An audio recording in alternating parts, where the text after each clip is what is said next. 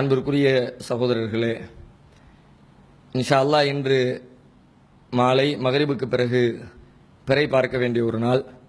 பிறை தென்பட்டால் நாளை முதல் துல்ஹஜ் மாதம் துவங்கிவிட்டதாக பொருள் கொள்ளப்பட்டு துல்ஹஜ்ஜினுடைய 10வது நாளில் நாம் பெருநாள் கொண்டாடுவோம். எனவே பிறை பார்க்குமாறு ஒரு கோரிக்கையை வைத்துக் கொள்கிறோம். யாரெல்லாம் இந்த மாதத்தில் குர்பானி கொடுப்பதற்காக உரிய வசதிகளோடு இருக்கிறார்களோ அவர்கள் குர்பானியை நிறைவேற்ற வேண்டும்.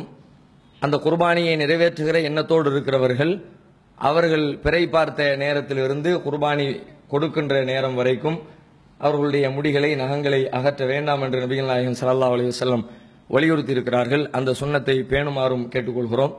அதனோடு சேர்த்து குர்பானியை பொறுத்த வரைக்கும் இன்றைக்கு பரவலாக பல்வேறு இபாதத்துகள் பல நல்ல காரியங்களை எல்லாம் கொஞ்சம் கூட கவனத்திலே கொள்ளாமல் புறக்கணிக்கிறவர்கள் குர்பானி என்ற இந்த ஒரு காரியத்தை மட்டுமே மிகப்பெரிய அளவிலே ஈடுபாட்டோடு செய்து கொண்டு வருவதை பார்க்கிறோம். அவர்கள் உண்மையிலே இறைவனுக்காக இந்த காரியத்தை செய்தால் இறைவனிடத்தில் அதற்குரிய நன்மையை பெறுவார்கள். ஆனால் அவர்களுடைய செயல்பாடுகளை பார்க்கிற பொழுது மற்ற அனைத்தையும் ஓரம் கட்டிவிட்டு இது ஒன்றே பிரதானம், வருஷத்தில் அவங்க செய்யக்கூடிய ஒரே இபாதத்து என்கிற வகையில் இதை அவர்கள் வைத்துக் கொண்டு செயல்படுவதை பார்க்கும் பொழுது ஊராருக்காக பிறர் மெச்சுவதற்காக இந்த வேலையை செய்கிறார்களோ என்ற ஒரு எண்ணம் ஏற்படுகிறது. அதற்கு தகுந்த பல ஆயிரங்களில் பிடிக்கிறார்கள், பிடிக்கட்டும், அது ஒன்றும் குற்றம் கிடையாது.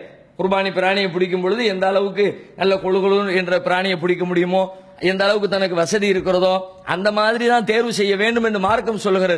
ஆனாலும் அது ஒன்றை மட்டுமே குறிக்கோளாக வைத்து அதையே உலகத்திற்கு சொல்லி அதை பேஸ்புக் இன்னபிற முகநூல்கள் வழியாக மக்களுக்கு கொண்டு போய் சேர்த்து ஊர்லேயே என் கடா தான் பெரிய கடா என்று சொல்லுகிற பேச்சிற்காக வேண்டி பல பேர் செய்வதை போல ஒரு தோற்றம் தெரிகிறது. அப்படிப்பட்டவர்கள் இது போன்ற இபாதத்துகளினால் நாளை மறுமையில் அல்லாஹ்விடத்தில் எந்த நன்மையும் பெற முடியாது. நன்மை பெற முடியாது என்பதை தாண்டி இதற்காகவே நாளை மறுமையில் தண்டிக்கவும் படுவார்கள் என்று நபிகள் நாயகம் ஸல்லல்லாஹு அலைஹி வஸல்லம் அவர்கள் எச்சரிக்கிறார்கள். எனவே தங்கள் எண்ணத்தையும் தூய்மைப்படுத்திக் கொண்டு இந்த ஹஜ் பெருநாளை நல்ல முறையில் அடைந்து இறைவனிடத்திலே நன்மைகளை பெற முயற்சிக்க வேண்டும். அல்லாஹ் ரப்புல் ஆலமீன் நம் அனைவருக்கும் அதற்குரிய நல்லருளை தந்தருள்வானாக.